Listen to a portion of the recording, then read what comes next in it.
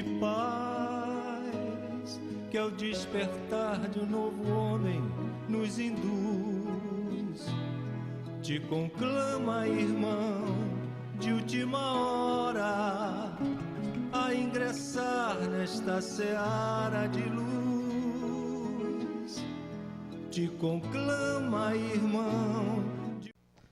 Sermão do Monte.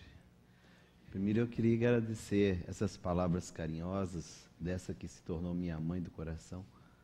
E ela não sabe, mas há umas 5 semanas atrás ela me salvou pelo Facebook. Ela postou uma prece da paciência. E foi a primeira coisa que eu li no dia, foi a mensagem dela. E aquilo me preparou para o dia mais difícil que eu tive nos meus últimos anos. E lá dizia assim: não estoure, não diga aquilo que você possa se arrepender depois. Depois você vai voltar lá, você vai ver. E aí eu queria agradecer as palavras dela e o consolo que ela me deu mesmo de longe. Obrigado, Janira. Obrigado a vocês, obrigado aos amigos, obrigado a todos aqueles que me recebem com tanto carinho nessa casa. É impressionante como o meu coração se ligou a essa casa e a essas pessoas que aqui estão trabalhando pelos laços do coração. Que aqueles que não me deram um abraço, eu ainda espero que possam me dar até o final, para que eu possa voltar para o Rio de Janeiro, aquele mar de gente, bem melhor, que aqui o ar é bem mais fresco. Vou falar devagar, vou falar de forma bem tranquila, porque o tema hoje é nada mais, nada menos, maior discurso da humanidade. Mahatma Gandhi diz que se tudo que foi escrito fosse perdido e sobrasse o Sermão do Monte, nós estaríamos salvos. Mas é interessante que Mateus e Lucas, aqueles que falaram sobre as bem-aventuranças, o Sermão do Monte, eles colocaram esse discurso entre a escolha dos discípulos e o início das pregações de Jesus. É simbólico isso, porque era para marcar um novo momento. Após reunir os seus companheiros, ele necessariamente queria que eles tivessem uma visão daquilo que ele projetaria para a humanidade. E posso dizer com toda certeza, não a humanidade da Terra. Por ser um espírito crístico, ele fez o sermão para qualquer humanidade. Aonde existia um espírito e ouvir esse discurso diz, aí está tudo que nós precisamos para ser feliz. E hoje, de forma especial, eu vou escolher Mateus. Se vocês quiserem, pode ir lá em Lucas capítulo 6, um pouquinho diferente.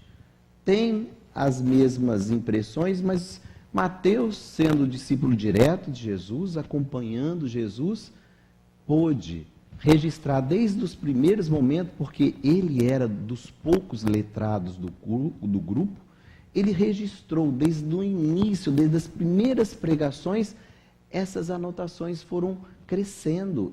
E no livro Paulo e Estevão, o nosso querido Emmanuel confirma isso. Os escritos de Mateus rodavam na comunidade nascente. Então, eu vou usar Mateus. Mateus inicia assim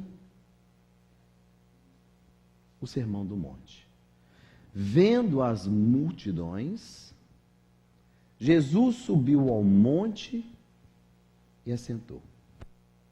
Seus discípulos aproximaram-se dele e ele começou a ensiná-los dizendo, mas eu vou parar aí.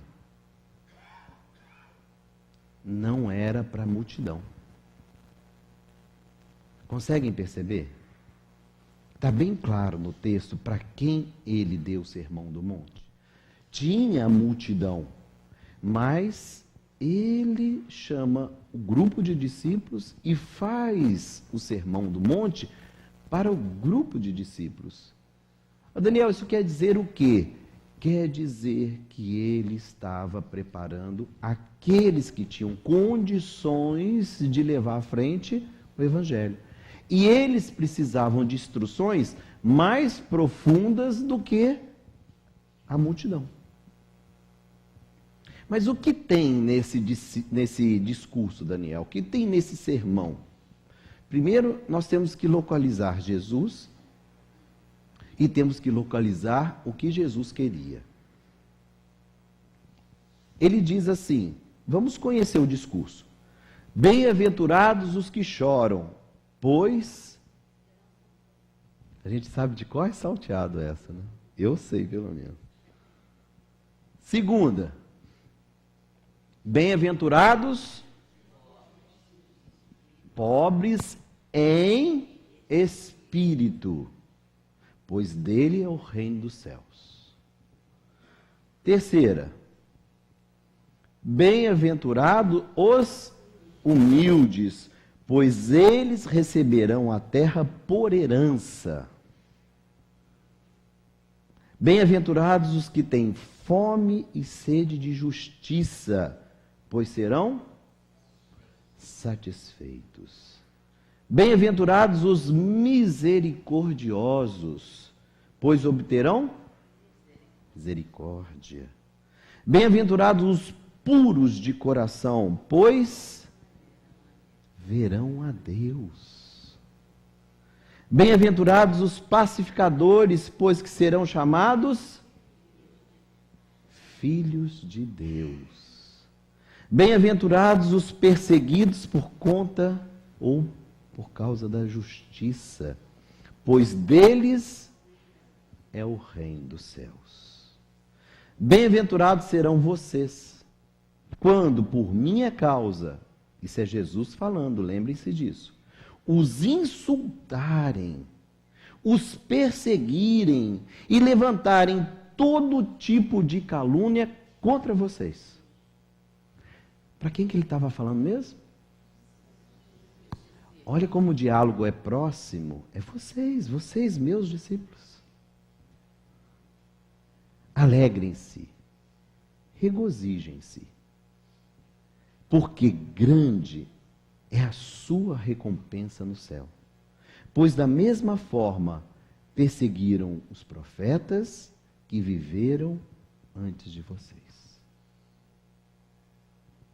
Ele estava preparando esse grupo para alguma coisa? Vocês acham que ia acontecer alguma coisa que colocar esse grupo em risco?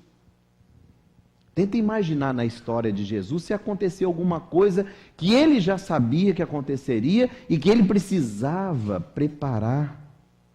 O que aconteceu aos profetas? Perseguidos e assassinados, expulsos, testados, violentados. Ele sabia, vai acontecer de novo. E vocês vão ter que se manter forte. Porque o que vem depois disto é muito maior.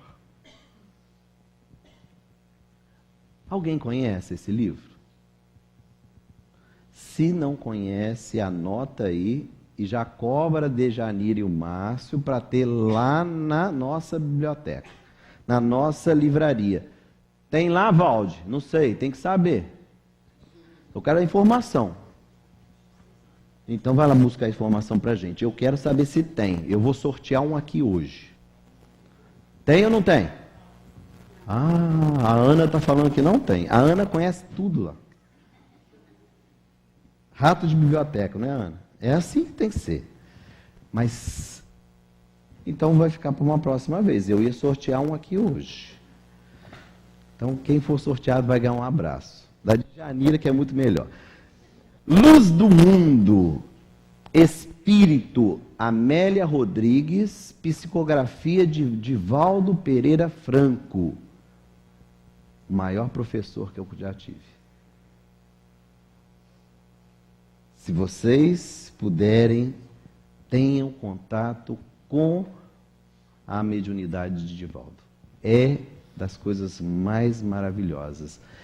E esta série, Amélia Rodrigues, que começa com Primícias do Reino, é fantástica. Tem muita, mas muita informação que nós não temos na literatura comum e só surgiram pela mão de Divaldo e pela mão do Chico. Então, se tiverem oportunidade, comprem. Terceira lição. É uma coisa interessante para a gente localizar Jesus e os discípulos que estavam recém-convocados. Lembra, o discurso do sermão está onde? Entre ele chamar os 12 e começar as pregações. Olha o que ele já estava percebendo entre os discípulos e por que ele teve que fazer o Sermão do Monte. Olha só. Quem que eram os companheiros de Jesus mesmo?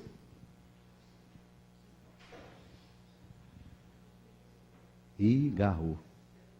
Não precisa saber de cor, essa não é a nossa. Se precisar, a gente vai lá no Evangelho e sabe o nome de todos eles.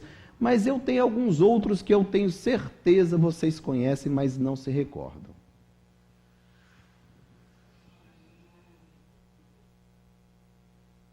Ficou birutinho aí? Esses eram os companheiros de Jesus. Essa era a multidão que ele falava. Vocês imaginam?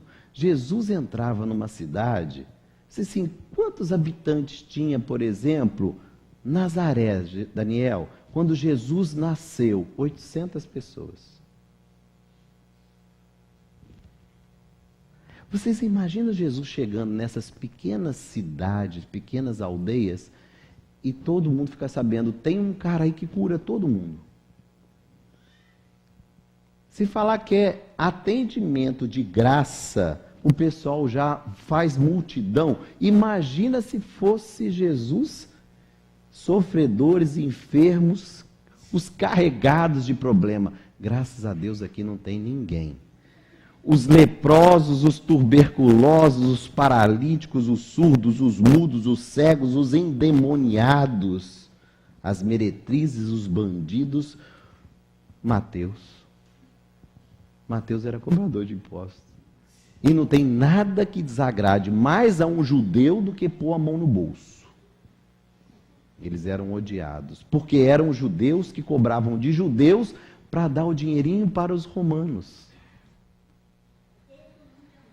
Hã? Tem. E eles são odiados até hoje. Nós estamos falando não só dos 12, mas desses. Agora eu vou trazer um discípulo, Tiago Menor. Na história aqui narrada por Divaldo, junto com Amélia Rodrigues, diz que Tiago, ele estava incomodado. Ele olhava para essa multidão e aquilo não agradava muito. E certa feita, caminhando entre uma paragem e outra, ele começa a conversar com Jesus por conta do incômodo.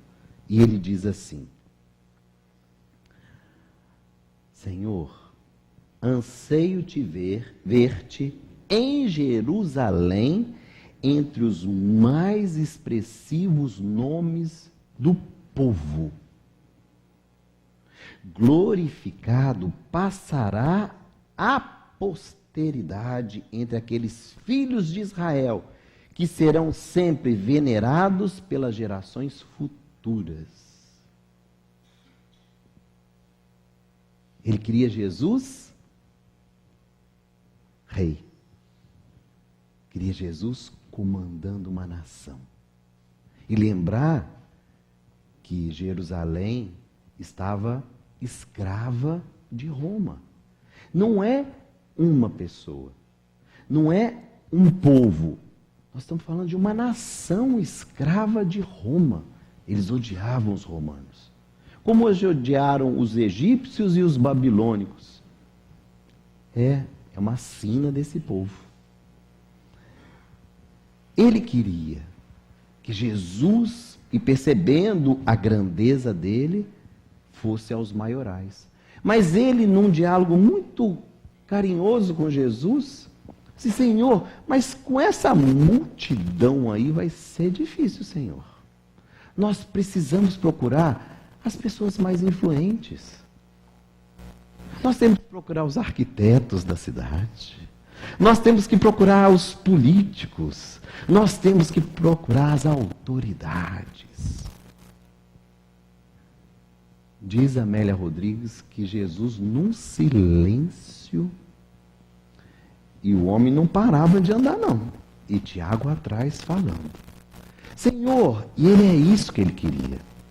E Jesus nada respondia. Ele se incomodou. Não dizes nada, mestre? Eu gostaria de ouvir a tua opinião. Essa multidão aí vai continuar sendo aqueles que te acompanham? Aonde estão as pessoas influentes que vão te fazer chegar a um posto maior? Onde estão aqueles que vão elevar o teu nome? É natural que isso aconteça, gente?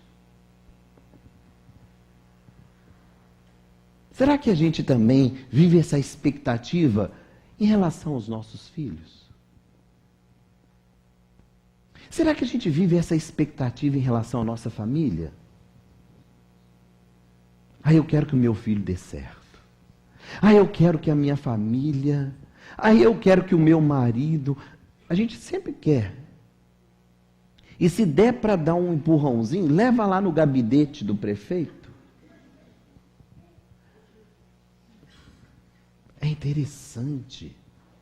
Nós sempre achamos que tem alguém que tem uma posição e que tem, por quê? Porque isso é tradição no mundo, gente. Ter alguém influente que vai fazer o quê? Vai dar a mão, vai passar na frente de todo mundo e vai te apresentar para alguém que conhece. Jesus num silêncio. Mas, já que ele está me convocando a falar, eu tenho que falar. E Jesus se colocou a falar. Disse assim em resposta a ele: Tiago, venho para os sãos, não venho para os sãos. Os infelizes ou felizes.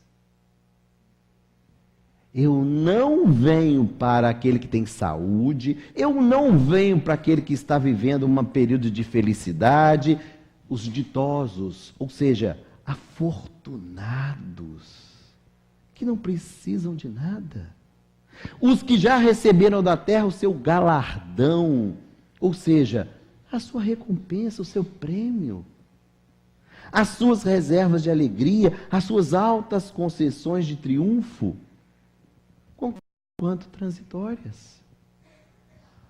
Aí começa em nós fazer uma reflexão. O que é sucesso de uma família? O que é sucesso de um filho? É ir para a universidade, fazer um curso de graduação? É entrar numa grande empreiteira e fazer negociações grandes e vultuosas? Nós estamos vendo aí o que acontece.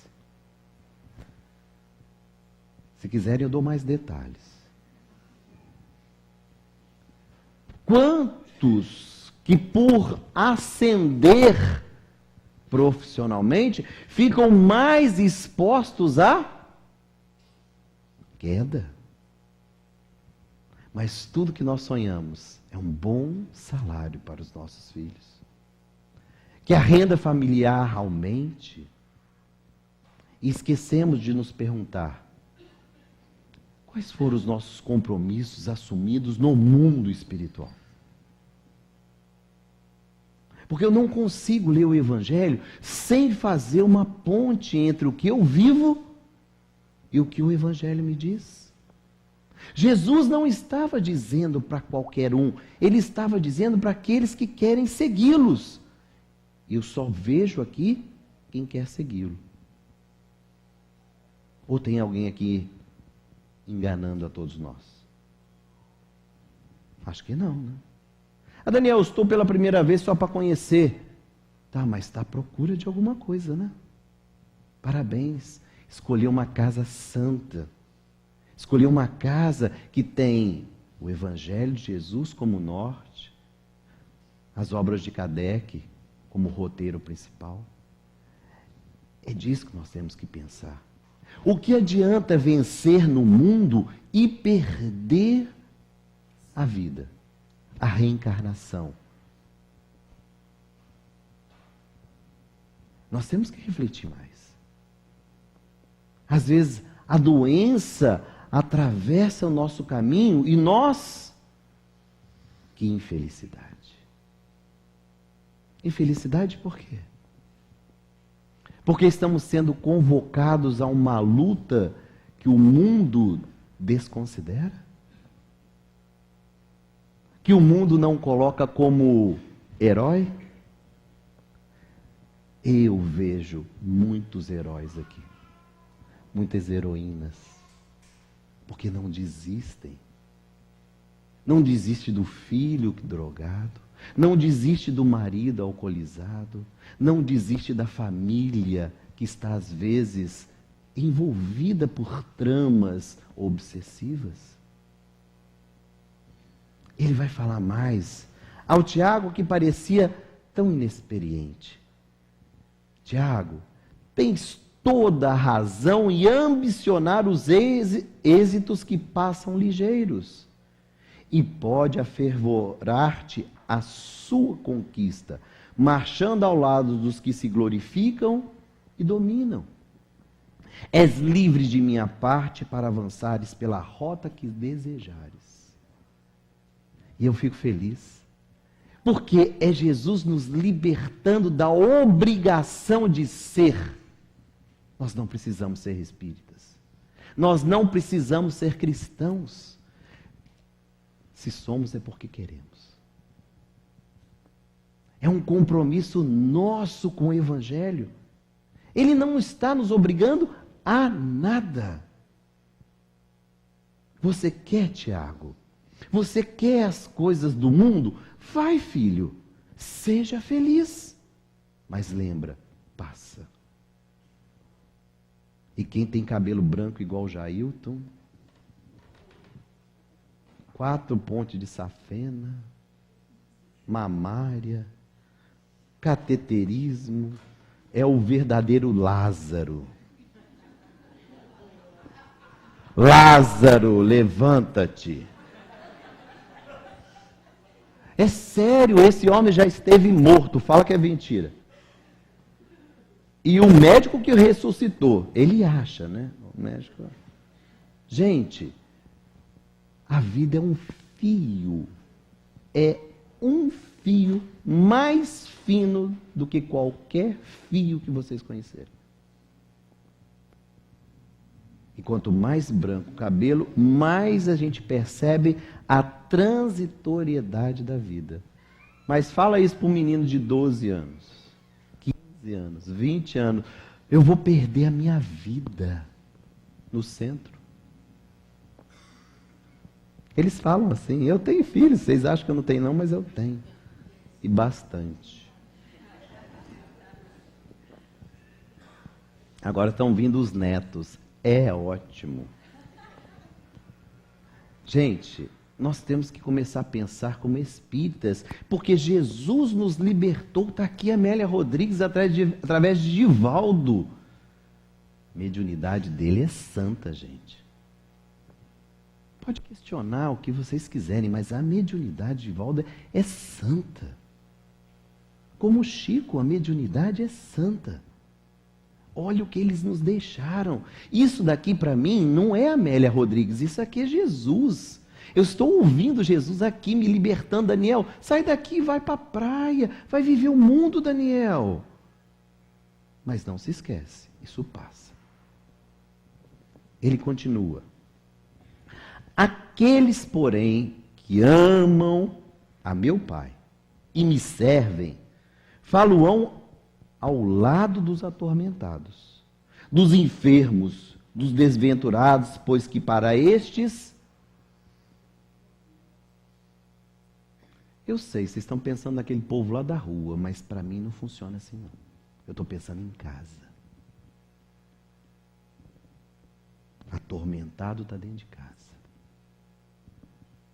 Eu estou errado? Tem alguém aqui que tem atormentado em casa? Não precisa levantar a mão não, por favor. Enfermo? Desenganado?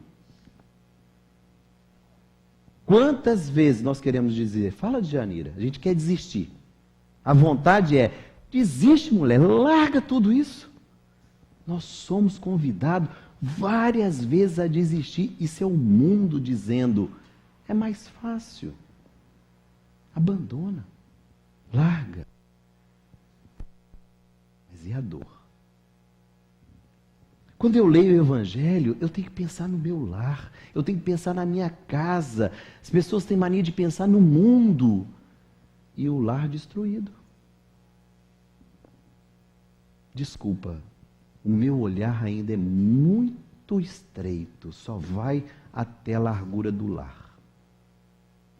Porque é o núcleo mais importante. Que adianta vencer no mundo e o lar destruído? A gente larga a casa para que venha no centro. Cuidado. Não larga o centro, mas não larga a casa também não. Ah, eu achei que você ia falar para largar o centro e não. Essa é uma visão estreita. Não largue o centro e não largue a sua casa. Não largue, como é que ele fala aqui? Os atormentados. Não largue os enfermos, os desventurados. Não, é para esses que eu vim. E é para esses que ele quer a nossa ação. Às vezes nós somos convocados a uma obra um pouco maior. E nós acabamos estendendo isso a uma pequena comunidade. Mas nós não conseguimos ir muito mais do que isso. Então o esforço é para vencer perto de nós. O próximo. Aquele que está bem próximo de nós. E ele continua. Eu sou o médico das almas e tenho os braços abertos para todas as dores. Inclusive a sua. Pensa nela aí. Ele tem. O meu coração é fonte de reconforto para os que sofrem, e o reino a que me refiro não possui alicerces na terra. Nem pode ser compreendido dentro das diretrizes do tradicional humano. Não dá. Não associa Jesus e o Evangelho a nada do mundo, porque não vai dar certo. Ah, mas no Evangelho fala que é possível a gente abandonar em algumas circunstâncias. É, mas ele deixou bem claro, por conta da dureza dos vossos corações. É que nós não somos capazes. Daniel, e se eu me reconhecer incapaz? Ele já diz, vai, seja feliz. Mas lembra que é transitório. Um dia, a vida vai cobrar. Daniel, você está me ameaçando. Não, querido, não é isso.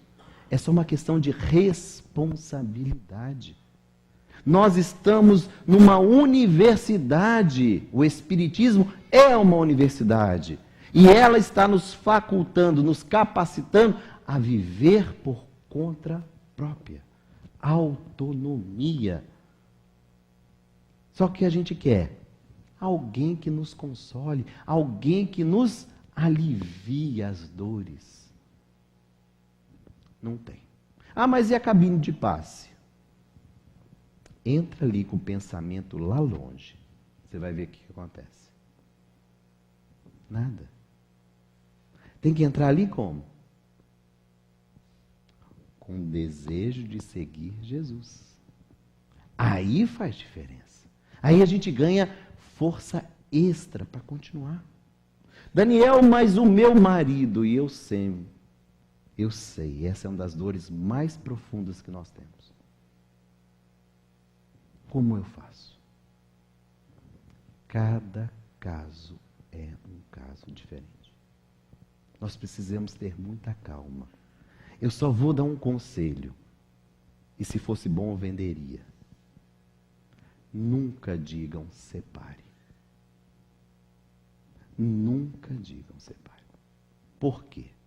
Nós não sabemos o que está reservado para essa pessoa depois que ela se separar.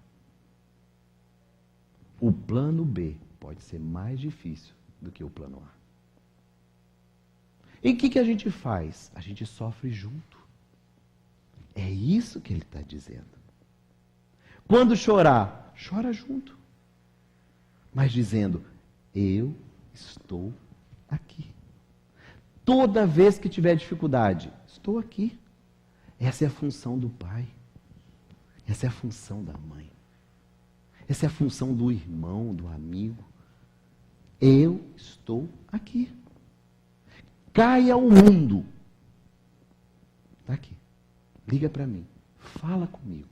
Vamos chorar junto. A espírita não chora? Chora sim. Só não chora aqueles que não querem parecer chorões. Mas chora sim. As dores são iguais para todos nós.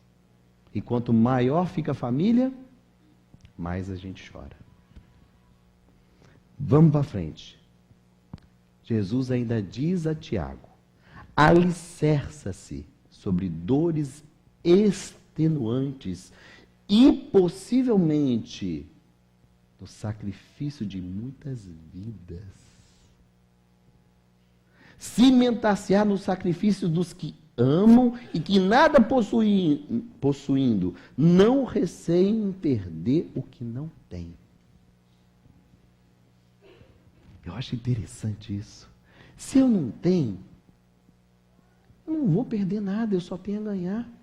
É quando uma mãe desesperada nos procura, eu já estou no desespero, eu não tenho mais nada. Aí se você faz uma oração, você fala assim, vamos fazer oração toda semana? Aí a mãe ganha força.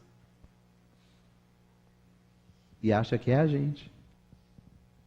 É só uma conexão com o mundo maior que está esperando a gente abrir a nossa antena espiritual. E aí o que acontece? Não é o marido que muda, não é um amigo que muda, não é o filho que muda. Quem muda? Nós fortalecidos. Eles às vezes vão até o fundo do poço. E nós, ali, junto, acompanhando, passo a passo, sem jamais desistir. Ah, Daniel, isso não é para mim. Lembra? Ele nos libertou. Vai. Não precisa ficar se enganando. Mas saiba, se precisar, eu estou aqui. Senta aqui. Vai ter sempre uma palavra que nos fortaleça. E Jesus termina. O Filho do Homem triunfará sim em Jerusalém, de maneira inesquecível. E seu nome passará à posteridade. Estará ele entre os filhos da raça em posição muito diversa à dos antepassados. Mas isso será apenas o começo das dores reservadas aos seguidores? Gente, parecia que ele sabia que ia acontecer alguma coisa. Ele tinha certeza que dores profundas viriam para ele e para os 12. E dos 12, mais 500. E dos 500, a humanidade inteira. Ele tinha certeza, eu vou triunfar, mas isso vai ter um custo muito alto. Mas quanto mais dor, maior a sua vitória. Conhecem? Porque eu vi que o Sermão do Monte não tocou muito vocês. Aí eu resolvi inventar o sermão do pé do monte, ou do pé do morro. Como assim, Daniel?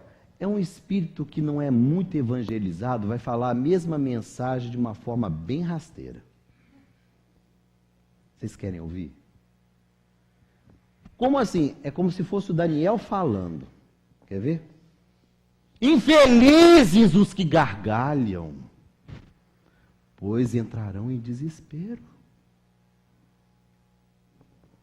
Infelizes os pretensiosos, pois deles é o mundo material. Infelizes os orgulhosos, pois eles serão deserdados, banidos da terra. Infelizes os que estão satisfeitos de justiça, pois sentirão fome. Todo mundo consolado, eu fico feliz. Infelizes os vingativos, se vinga sim, pois que o resultado da vingança vai ser a vingança. Infelizes os impuros, os traidores, os adúlteros, pois não verão a Deus. Infelizes os que fazem guerra, pois serão chamados filhos das trevas. Infelizes os protegidos por conta da injustiça, pois deles é o mundo. Infelizes serão vocês quando, contra a minha causa, os homenagearem, os protegerem e esconderem todo tipo de verdade a favor de vocês. Infelizes, ou infelicitem-se, aflijam-se, porque grande é a sua punição nas trevas, pois da mesma forma proteger os dominadores que viveram antes de vocês. Gostaram do sermão do pé do monte? Olha como toca o nosso coração. Olha como a gente se sente esclarecido. Daniel, é duro esse discurso. A gente se sente até com medo. Parece que estou fazendo alguma coisa errada. O Evangelho tem essa característica. Ele não nos violenta. E Jesus poderia fazer porque ele tem autoridade moral para fazer. Quer ser infeliz? Vai, filho, vai, mete a cara.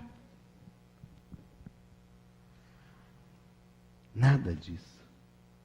Esse discurso, o Sermão do Monte, é de uma doçura, é de um carinho. Ele quer nos aconchegar no braço. Mas, como todo filho rebelde, quando a mãe oferece o braço aberto, o que a gente faz? Ah, mãe, vem com essas bobeiras, não. Tá rindo, né, filho? Tem adolescente em casa, tenho certeza. É assim. Parece que quanto mais carinho colocam na voz, quanto mais carinho colocam nas ações, menos importância a gente dá, porque não parece terrível. Aí quando fala assim, você vai para o quinto dos infernos, aí, ai meu Deus, vai encontrar com Satanás, ai meu Deus. Aí a gente começa a achar que é bom o discurso, porque agora eu entendo. Fala com carinho, fala com doçura, a gente não quer entender. Vamos voltar para o Sermão do Monte, eu acho que é melhor, não é não? Vocês acham? Quer ficar com o sermão do pé do morro? Vamos voltar para cá. Ele conversava com os discípulos. Ele tinha uma intenção muito clara de instruir aqueles que estavam diretamente ligados à projeção do Evangelho para as próximas gerações. E ele fala como quem pensa no Espírito. Bem-aventurado é o feliz, mas não é feliz no sentido do mundo. Bem-aventurado é aquele que tem uma satisfação espiritual. É aquele que, após um bom ato, se sente bem. É dessa felicidade que ele falava. A bem-aventurado é esse feliz, mas no sentido, em estado d'alma. Felizes os que choram. Como pode ser feliz, Daniel, alguém que chore? Para nós espíritas, só chora aquele que já está pagando as suas dívidas. Por que feliz? Porque se paga a dívida, está quitada. A próxima encarnação vai ser um passo adiante. Nos liberta. É nesse sentido que Jesus pensava. Não é feliz o que chora porque está chorando. Não. É porque tem todo um processo de expiação e provas sendo resgatados. Daniel, e se eu largar? Você pode continuar avançando, mas este capítulo da sua história passada ou recente, um dia ele terá que ser relido. E se nós estamos diante do Evangelho numa casa espírita, é melhor que a gente resgate quando? Agora que a gente sabe. Porque imagina, eu venho numa região do mundo que ainda não se desenvolveu o Espiritismo. E aí? Que ainda não conhece o Cristo. Existe essa possibilidade. Eu digo, é melhor aqui e agora. E o Chico pedia mais tempo para que ele pudesse resgatar tudo. Ele e o Chico, hein? Eu quero pagar tudo. Tudo que eu puder adiantar, Senhor, adiante, porque eu tenho consciência espírita. Eu tenho consciência da imortalidade da alma, das multi-encarnações. Eu sou múltiplo enquanto reencarnacionista. Eu tenho muitas vidas, um espírito, mas muitas vidas, muitas passagens. Ele diz mais: bem-aventurados os pobres em espírito. Pobre em espírito não é aquele que não tem dinheiro na rua. Não é o espírito de porco, não. O que é pobre em espírito? Tenta lembrar dos infelizes aí. Pobre em espírito é aquele que reconhece as fraquezas, as dificuldades. Aquele que sabe das suas limitações. Por que é deles o reino dos céus? Porque aquele que se sente carente em alguma área do conhecimento material ou espiritual, o que faz? Ele busca conhecer. Ele busca se aprimorar. Ele quer instruções. E agora, aqueles que são soberbos? Já sei tudo. Sermão do Monte, de novo. Quantas vezes a gente lê o nome da palestra e fala assim, de novo isso, eu vou lá, vou não. Gente, a mensagem está sempre se renovando, é sempre um viés novo, e sempre que nós sentamos aqui, é a oportunidade dos benfeitores instalarem uma sementinha nova. E aquilo que vem, às vezes há muito tempo, ganhando forma no nosso pensamento, às vezes aqui desabrocha e a gente fala assim, nossa, estou me sentindo bem, estou me sentindo disposto, estou com um ânimo novo. É a espiritualidade que, trabalhando em nós durante muito tempo, aproveita esses minutos que nós estamos aqui com o pensamento fixo, num bom estudo, para nos auxiliar. Ele diz mais, bem-aventurados humildes, pois eles receberão a terra por herança.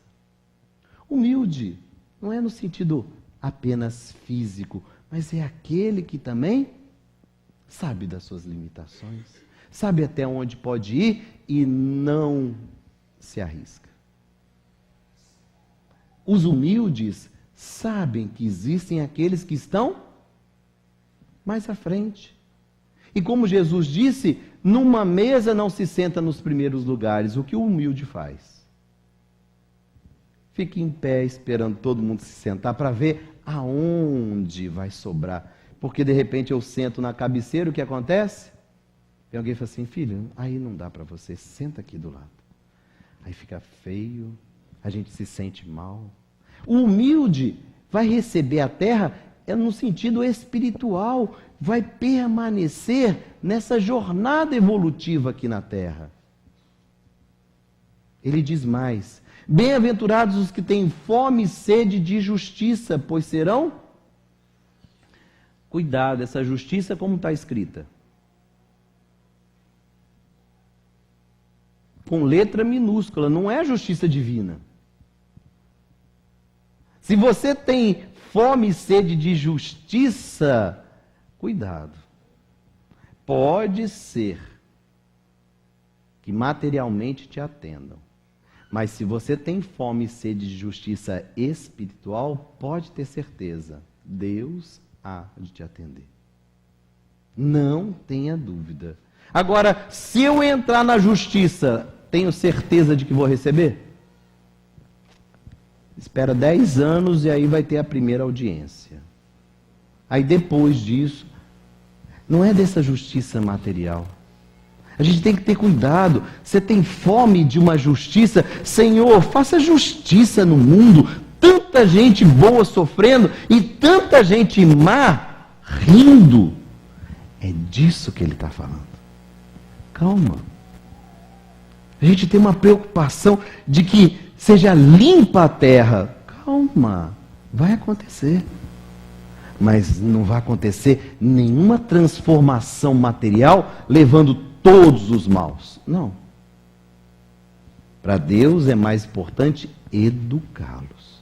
Enquanto tiver a oportunidade de educar os maus, permanecerão na terra. E quem vai educar os maus? Os bons que estão na terra. Então é a nossa parte que deve ser feita para que a justiça divina se complete. Ele diz mais, bem-aventurados os misericordiosos, porque obterão. Você quer misericórdia, filho?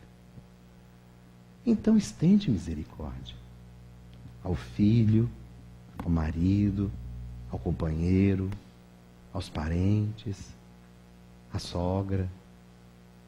Vai, estende esse carinho, esse amor que está dentro de ti para outras pessoas. Porque como eu vou me candidatar a alguma coisa que eu não estou disposto a oferecer? Farinha pouco, meu pirão primeiro, né?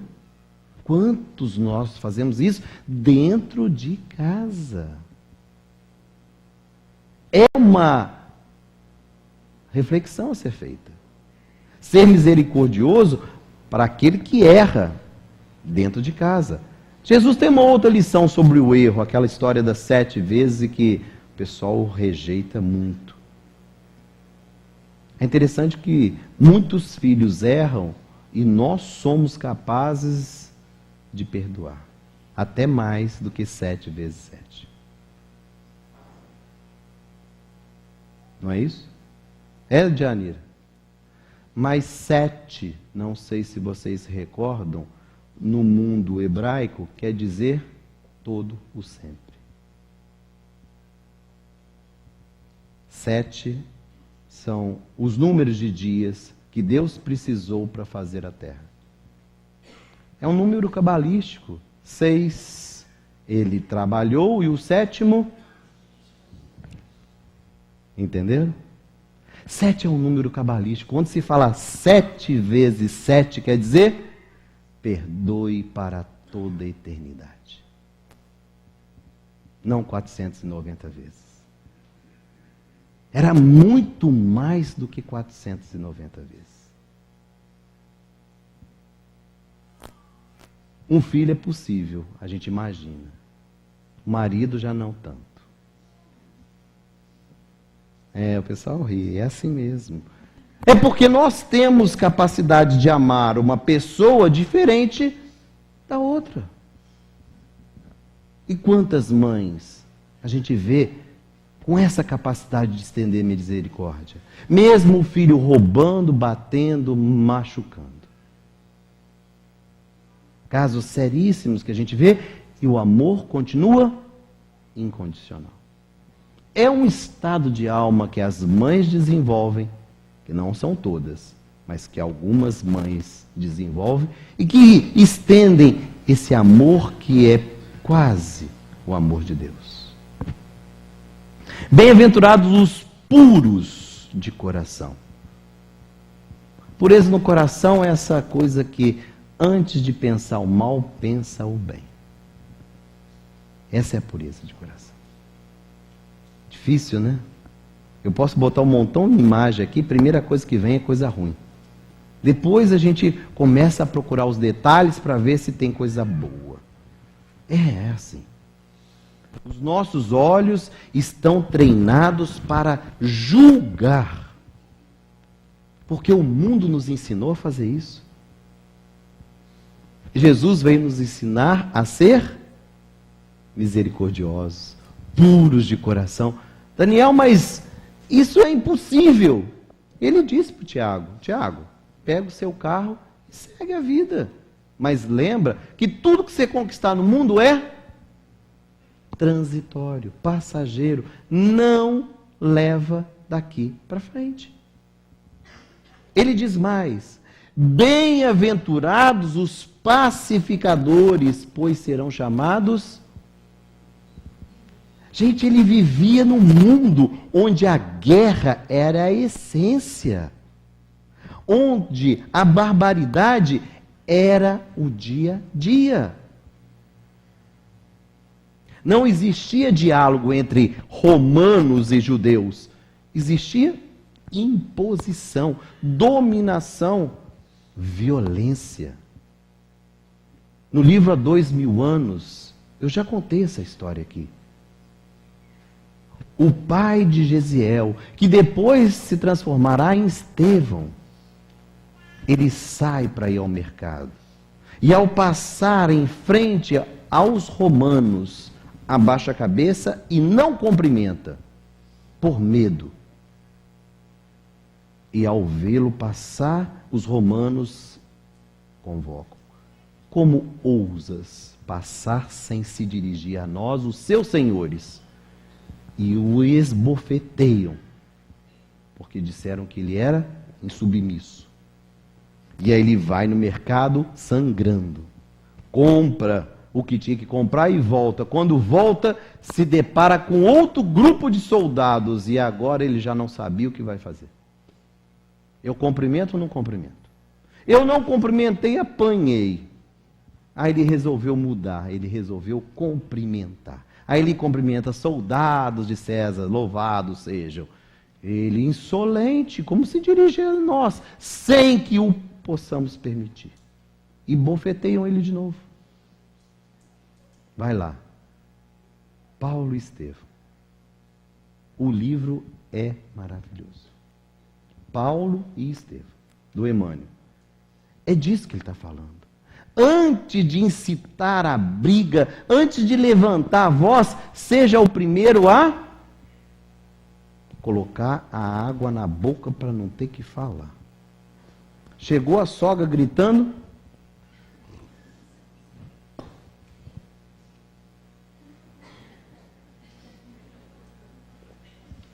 O Emmanuel indicou isso para o Chico, chama água da paz. Começou a brigar, você põe um gole d'água na boca, enquanto não acabar a discussão, você não tira. Fácil, não é? Faz. Quando a mulher estiver bem brava que você chegou tarde, aí você deixa. Não, não é fácil não. Mas aqueles que pacificam o ambiente doméstico, o ambiente de trabalho, a casa espírita que trabalha, será chamado Filho de Deus. Olha que bonito. Bem-aventurados os perseguidos por causa da justiça, pois deles é o reino dos céus. Aí tem que confiar muito na lei de causa e efeito. Ou a gente confia que existe uma coisa que nós oferecemos ao mundo e que esse mundo nos devolve, ou a gente nunca vai entender uma bala perdida. Um filho com uma doença incurável. A morte de um parente, às vezes de forma prematura. Não tem explicação. E eu não tenho explicação também, não. A explicação é acreditar nessa doutrina. Eu perdi um irmão aos 17 anos. E é duro. Fala assim, gente, Deus não existe, não é possível. Tanto velho para morrer aí, vai morrer um menino com 17 anos. Mas é certo, não é? O meu pai foi cortado de morte, porque quantos pais dizem, nenhum pai nasceu para enterrar o filho? Vocês acham que nós enterramos filho? Vocês acham que filhos morrem? Só materialista e ateu que acredita nisso. Nós somos espíritos. E os espíritos continuam a jornada após a morte do corpo físico. Enterramos o corpo, não o filho. O filho permanece. Eu não enterrei meu pai. Enterrei o corpo, porque ele está aqui. Ele sempre vem comigo. Acreditem em vocês ou não. Estou eu aqui segurando o choro porque ele está aqui. Você, Daniel, mas você fala com essa tranquilidade? Já são 10 anos de convivência. Porque eu oro e ele aparece. E disse assim, todas as vezes, nos momentos mais felizes, nos momentos mais tristes, eu estarei presente. Essa é a certeza que o Espiritismo me dá. E vou ser vovô daqui 2 semanas. E o que ele veio me dizer? Tentem adivinhar. Estarei lá no parto da tua filha. O Pedro vai nascer. Ele acompanha o processo reencarnatório da família. Aí é uma questão de colocar essa doutrina dentro da nossa realidade diária. Bem-aventurados serão vocês, quando por minha causa os insultarem, os perseguirem e levantarem todo tipo de calúnia contra vocês. E fala que em casa não acontece isso quando a gente resolve ficar um pouquinho mais no centro. Eu vou atrasar um pouquinho, já deu para perceber, né? Chega 15 minutos. Mulher, onde você estava? Olha lá, já tem gente rindo. Eu sei. Que ele é uma fera. Ele parece o dono. Agora, quem abandonou ele da outra vez? Deve ter sido você. Aí ele fica morrendo de medo de você o abandonar de novo. Então, lembre-se, nós temos que acreditar nessa doutrina e colocar essa doutrina para explicar o nosso dia a dia e nos facilita. Aí eu consigo entender, às vezes, a reação de um marido, porque ele não confia. Por que ele não confia? Eu nunca dei motivo. O motivo está na alma, ele lê a tua alma, não é o teu corpo. E quem o traiu? Fala. Foi eu, espírito, não eu, corpo. Então, quando ele olha, ele sente que existe ali um potencial dentro de mim. Porque eu já fiz. Daniel, e como isso vai passar? Seja fiel uma encarnação inteira. Na outra, ele vai confiar um pouquinho mais. Ele vai deixar você chegar meia hora atrasado e não vai se preocupar. É assim que funciona. É uma vida inteira. Daniel, mas eu vou ter que me dedicar uma vida inteira? Está falando aqui exatamente isso. Vai te caluniar, vai te perseguir, vai fazer ofensa, vai debochar. Ai, como se ajudasse muito esse negócio de espiritismo.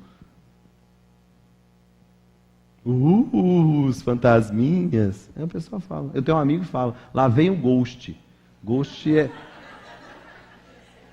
ele é professor de literatura. Às vezes ele até me vê na televisão, é muito meu amigo. Aí vai o Ghost. Sou eu espírita. Como se eu gostasse de fantasma. Não, Edinho, não, Edinho. Eu gosto de espírito. Eu me relaciono com espíritos. É isto. Alegrem-se, regozijem-se em essa alegria que transcende o mundo. Porque grande é a sua recompensa. Não fique esperando a recompensa aqui, não. Um filho que te reconhece, um marido que te reconhece, o mundo te reconhece, não. Todas as nossas lutas, a recompensa será? Daniel, mas é muito caro esperar esse céu. É verdade. Mas sempre foi assim. Aqueles que acreditam em Deus foram perseguidos, foram caluniados, foram executados. E nós também seremos executados? Para terminar, eu vou citar uma expressão do Divaldo. Divaldo, no auge da sua tarefa de comunicador no Espiritismo, disse que, num arrobo de fé, disse a Joana, Joana, quero morrer em nome do Espiritismo. E ela ficou muito, mas muito interessada. Divaldo é mesmo? Sim, eu quero morrer, eu quero me sacrificar por essa doutrina. Levo o meu pedido a Jesus. E ela muito séria. Sim, Divaldo, eu vou consultar o plano mais alto. Eu não tenho uma resposta para te dizer. E diz ele que estava morrendo, porque ela não voltava de jeito nenhum. Um dia, 2 dias, e ele já nervoso, que é jeito do Divaldo. E ela nada. E aí um dia aparece.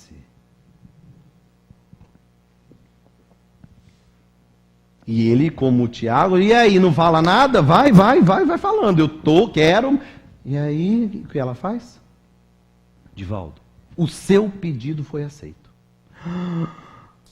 Eu vou morrer pelo Espiritismo? Você vai ser o primeiro mártir do Espiritismo. E como vai ser? Disseram os Espíritos Celestes que você vai morrer todo dia um pouquinho.